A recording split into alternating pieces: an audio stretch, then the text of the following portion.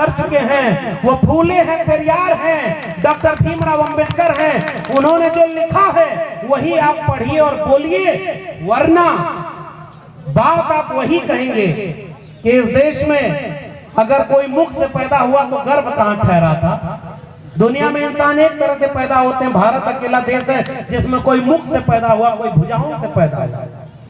इस देश के प्रधानमंत्री जब विदेश में जाते हैं तो सीना तान के कहते हैं कि मैं युद्ध के देश से नहीं, बुद्ध के देश से आया हूं। और जब भारत लौटते हैं तो युद्ध छोड़े हुए हैं बुद्ध के खिलाफ। मैं उस प्रधानमंत्री को एक संदेश दे रहा हूं कि आपके धर्म की किताब में लिखा है कि कुछ लोग मुख से पैदा हुए, तो अगली बार जब अमेरिका जाना तो वहां भी सीना तान के कहना कि मैं उस देश से आया हूं जहां लोग मुख से भी पैदा होते हैं।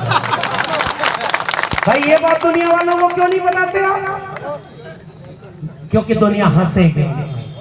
लेकिन ये बात अगर आपको कहनी है और आपने फेसबुक पर लिख दिया, अपने भाषा में बोल दिया, अगले दिन पुलिस प्रशासन के लोग आएंगे, बाबा साहब की मूर्ति लगाने पर अगर जेल डाल रहे हैं तो इसके बाद तो आपको जेल में डाल देंगे और जमानत कराने वाला कोई नहीं मिलेगा।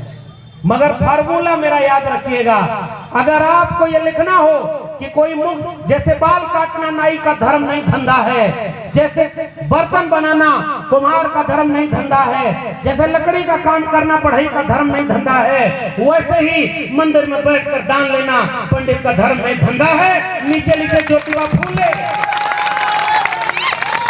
ये बात हमें कहनी ही नहीं है, ये बात हमारे पूर्व के महात्मा ज्योतिराव गोविंदराव फूले ने गुलामगिरी में लिख दिया है। अगर हिम्मत है तो लगाओ ज्योतिबा फूले पर मुकदमा, फिर भी हम देखते हैं कि इस देश में किसके वारिस ज्यादा बचे हुए। क्योंकि महात्मा ज्योतिबा फूले की मूर्ति के सामने झुकते तो वो भी हैं, बाबा साहब की मूर्ति के सामने माला तो वो भी पहनाते हैं जो अपने दिल में गोट से गोलवल को हरिद्वार को रखे हुए हैं। मगर आप सजग रहना, आप जोश में आकर के, भाई आज तो विनय रतन जी आए हुए हैं, हम लोग आए हुए हैं, ये वर्मा जी और इनकी टीम ने इतना बड़ा आयोजन कर दिया, तो यहाँ तो आप जोश में हैं, तुरंत एकदम नीला झंडा लेकर के निकल रहे हैं। आप अपने आगे किसी को कुछ नहीं समझ रहे, कल को तो आप अकेले यहाँ रहेंगे ना। अगर आज आएगी बाबा साहब की उस मूर्ति पर, इस देश में सबसे ज्यादा, दुनिया में सबसे ज्यादा अगर मूर्तियां बनी हैं तो उनका नाम है तथागत गौतम बुद्ध, और दुनिया में सबसे ज्यादा मूर्तियां अगर तोड़ी गई तो उनका नाम है डॉक्टर BR अम्बेडकर, और वो मूर्तियां तोड़ने का काम इस देश में हुआ है।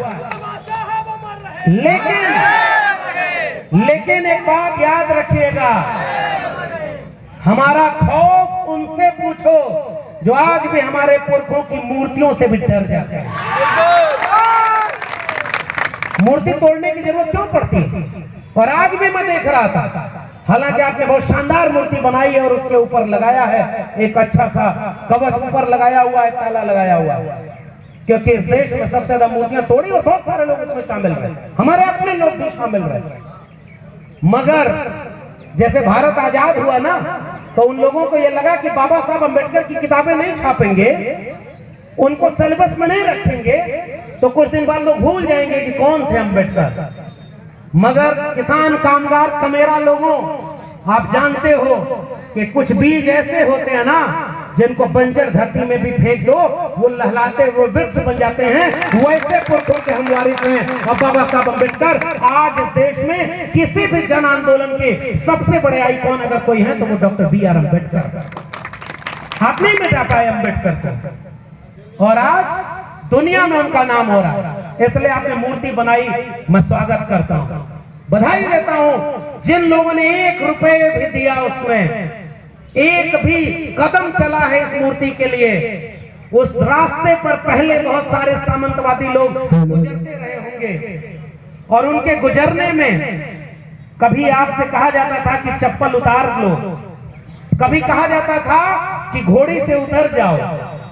आज उसी रास्ते से आसपास से बहुत सारे सामंतवादी लोग गुजरेंगे, मगर रात को नींद नहीं आएगी, क्योंकि चौराहे पर बाबा साहब अम्बेडकर की एक आदम तक प्रतिमा खड़ी हुई। प्रोफेसर लक्ष्मण यादव जिंदाबाद। बात होने दीजिए, इलाज नहीं होगा तो बीच में कुछ और मिठाई क्यों डालना, अभी दवाई का काम होने दीजिए, क्योंकि अभी लोग चले जाएंगे, अभी विनय भाई को भी निकलना, हमें भी निकलना, बहुत ज्यादा वक्त नहीं लूंगा।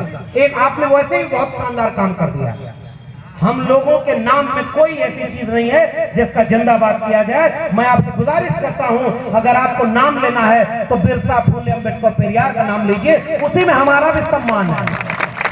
हम तो उनकी वजह से हैं साहब। इसलिए मैं कह रहा हूं कि वो मूर्ति हमेशा खड़ी रहेगी। मगर एक और गुजारिश आपसे करके जा रहा हूं, वो मूर्ति के आसपास से जो भी बच्चे गुजरेंगे वो पूछेंगे अपने माँ बाप से कि ये मूर्ति किसकी है, तो एक बहाना मिलेगा बताने को कि भारत के संविधान के रचयिता हैं ये डॉक्टर बी.आर. अम्बेडकर। और जब ये नहीं थे तो कुछ लोग मुख से पैदा हुए कि इसके वोट की कीमत ज्यादा थी, किसी को शूद्र बना करके कोई इंसान नहीं समझा गया। मगर उनके पुरखे को मौका मिला तो मनुस्मृति लेकर इंसान को इंसान से बांट दिया। ये वही हमारा पुरखा है जिसे मौका मिला तो इसने भारत का संविधान लिख दिया और सब बराबर हो गए। ये हमारे नायक की मूर्ति। तो मूर्ति से पहला काम यह होता है कि शख्सियत लोगों के बीच जाती है, इसलिए मूर्तियों की बहुत जरूरत है। मगर आप वर्मा जी, अगर आपकी कमेटी को और काम करना है ना, साल 2 साल और लगाइएगा, लेकिन उसी मूर्ति के आसपास एक पुस्तकालय खोलिए जिसका नाम लिखिए ज्योतिबा फूले सावित्रीबाई फूले पुस्तकालय, और फिर हम आएंगे और किताबों को लोगों के घर लेके चलेंगे। क्योंकि बाबा साहब अम्बेडकर ने भी चेतावनी दी है, मुझे मूर्तियों में मत खोजना, मैं तुम्हें किताबों में मिलूंगा।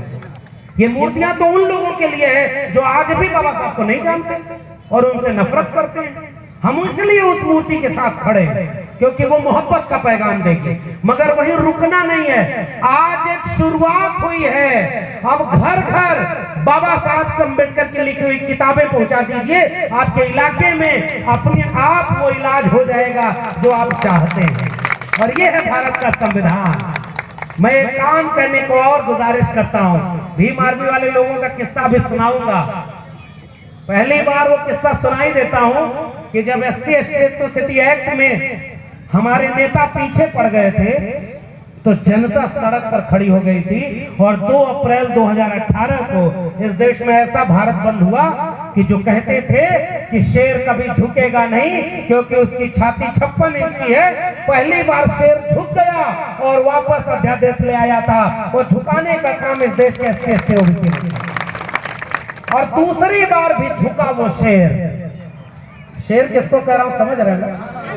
बड़े बड़े वैचारिक मंचों से छोटे छोटे लोगों के नाम नहीं लिए जाते। यहाँ तो नाम लिया जाएगा तो बिरसा, फूले, अम्बेडकर और पेरियार का लिया जाएगा, बाकी समझदार को इशारा बाकी। तो दूसरी बार उसने फिर छेड़खानी की। मैं विश्वविद्यालय से आया हूं और मेरे लोगों याद रखना, हमारे पुरखे खप गए भाई ताकि उनके हाथ में कलम और किताब आ सके। हमारे बड़े वरिष्ठ अग्रज अभी अरुण गुप्ता जी यहां से अभी गए हैं, इन्होंने बड़ी गंभीर बात कही, दोहरा रहा हूं। वो लोग उनकी इबादत